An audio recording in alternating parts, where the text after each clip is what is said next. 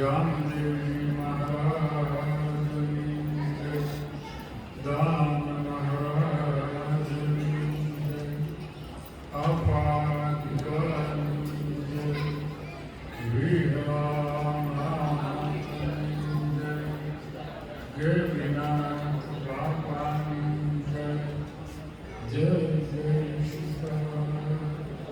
ઓમ નમઃ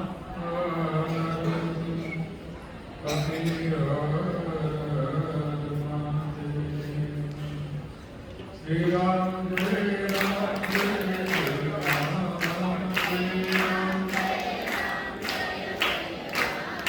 શ્રી રામ જય રામ જય રામ જય જય જય હનુમાન પુજારી જય જય જય કૃપા કરો ગુરુદેવ કી નાઈ કૃપા કરો શ્રી રામ જય રામ જય જય રામ શ્રી રામ બોલીએ દ્વારકાધીશ કી જય. આજે આપણે નોરતાના 8મો દિવસ, એની અંદર આપણે ગુરુ વંદના અને ગુરુ વિશે આપણે જાણવાનો કોશિશ કરી. કાલના પ્રસંગમાં સુખદેવજી ગુરુનો મહિમા, જે વ્યક્તિ ગુરુ નહોતા કર્યા, જેને કઈ ઉપદેશ નહોતો લીધો, અને પછી જ્યારે ગુરુનો મહિમા જે હોય છે એ મેં સંતો સાંભળ્યું. એક સંત એમ કહે છે કે ગુરુના લક્ષણ કયા કયા હોય છે. આપણે આગળ કોઈ પણ વ્યક્તિ જ્યારે આવી જાય અને આપણને એમ કે તમે મને કંઠી બાંધી દો, તમે મને માથે હાથ મૂકી દો, તમે મને કોઈ મંત્ર આપો, કોઈ ઉપદેશ આપો, ત્યારે આપણે મનથી એક નક્કી કરવું જોઈએ કે મારી કંઠી, મારો મંત્ર અને મારો ઉપદેશ,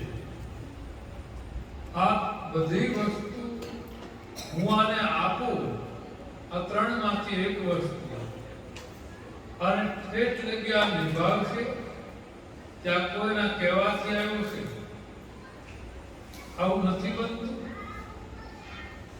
ઘણી ફેરી આપણે કંઠી પહેરી હોય અને પછી સતત એના પગમાં પડતા હોય, એની આગળ જાતા હોય, અને પછી આપણે કોઈ નાનો મોટો વાંધો પડી જાય તો કંઠી પહેરે તોય ભલે, ન પહેરે તોય ભલે, ઉપદેશ લેતોય ભલે, ન લેતોય, વળી પાછી પાટલી બદલી નાખે.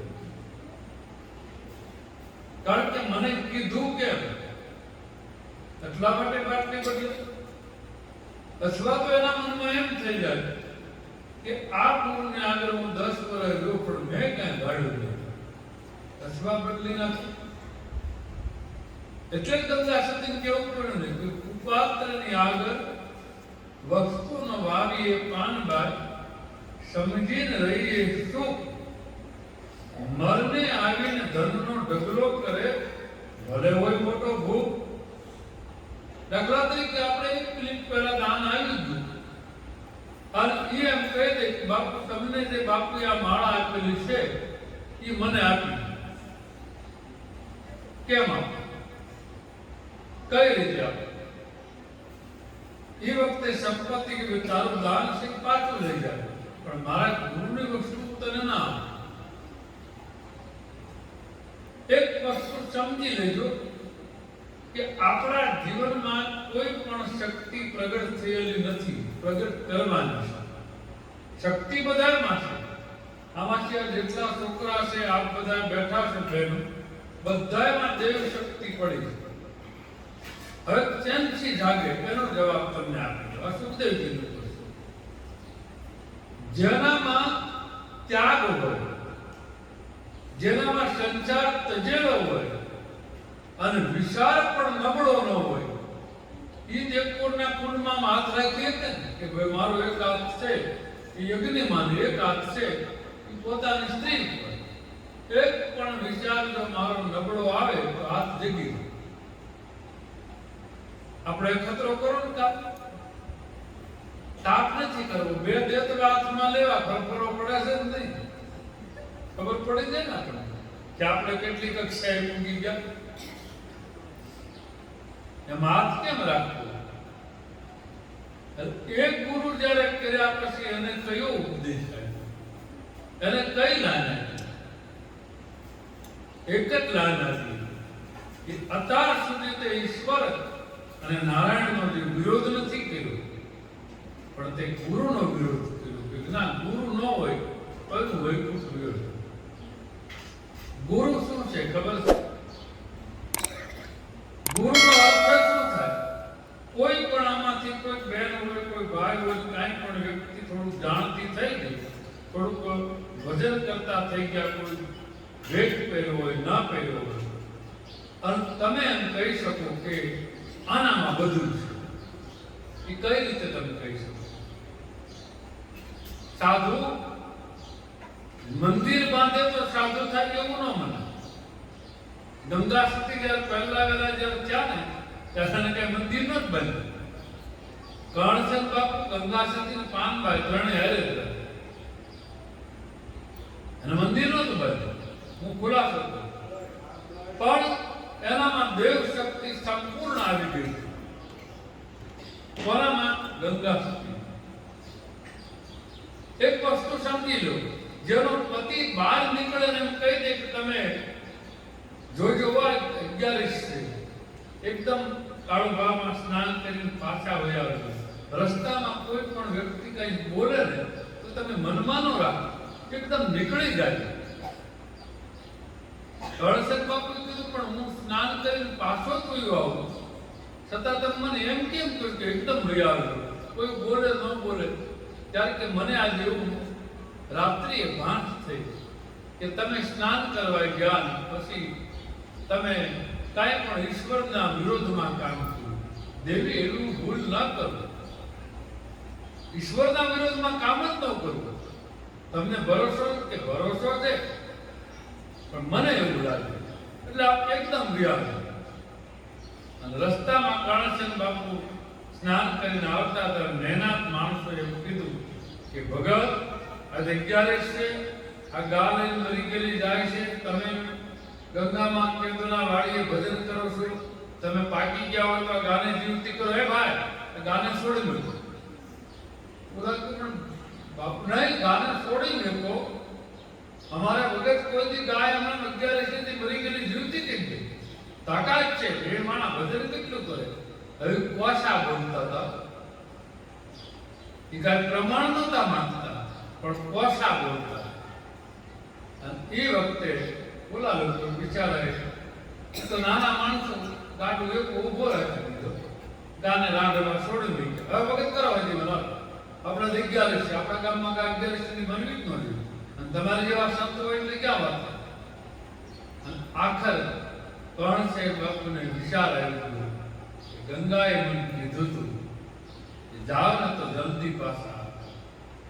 પણ મને એવી શોખવટ નહોતી કરી કે રસ્તામાં તમારી ભક્તિની અને તમારી હરીફાઈની ટીકા કરવા વાળા બેઠા. હવે શું કરવું?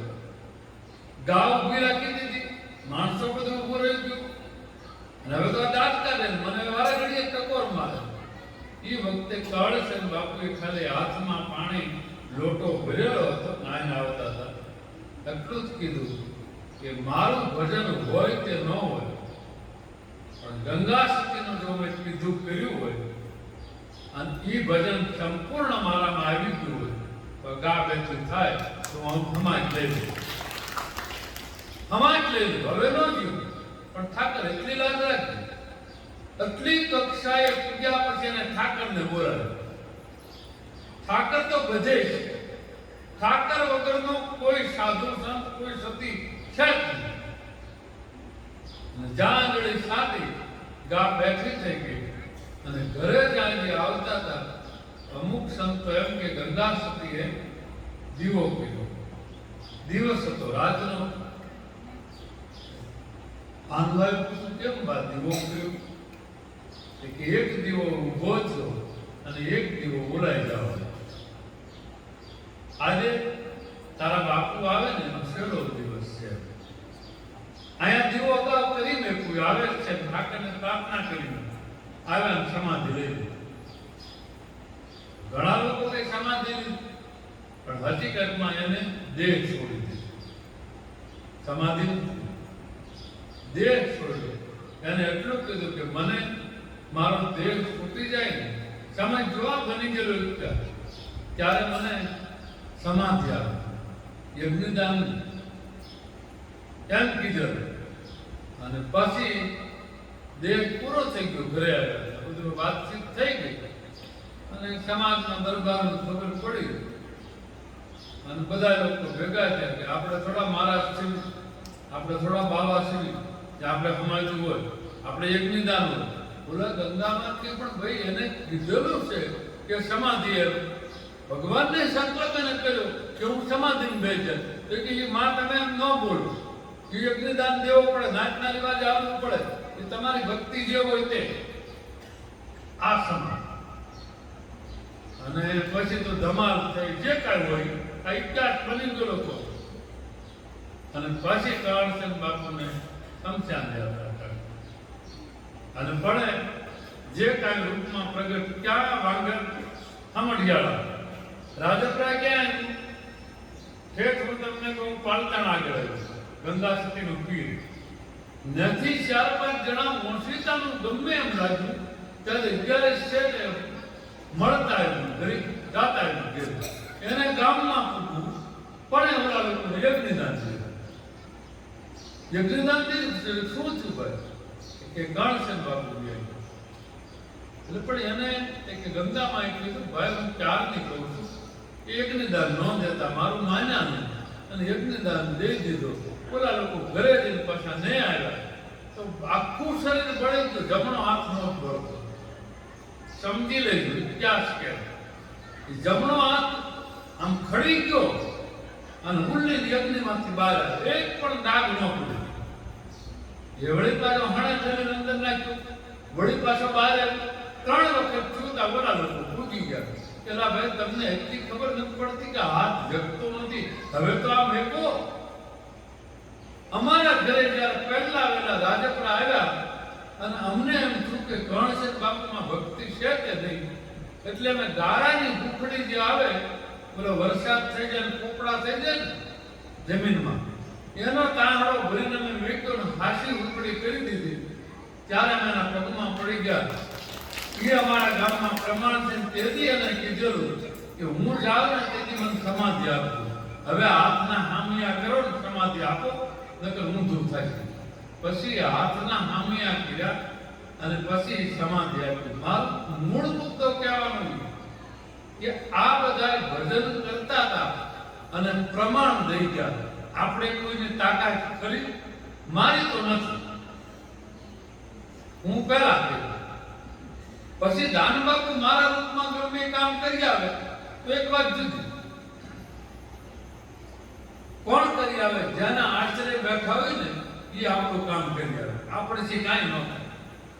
પછી રામદેવ હોય તો ભલે, કૃષ્ણ હોય તો ભલે, રામ હોય તો ભલે, માતાજી હોય તો ભલે, હું શ્રદ્ધા ન છોડાવું. તમે કોઈ પણ ને માનતા હોય માનજો.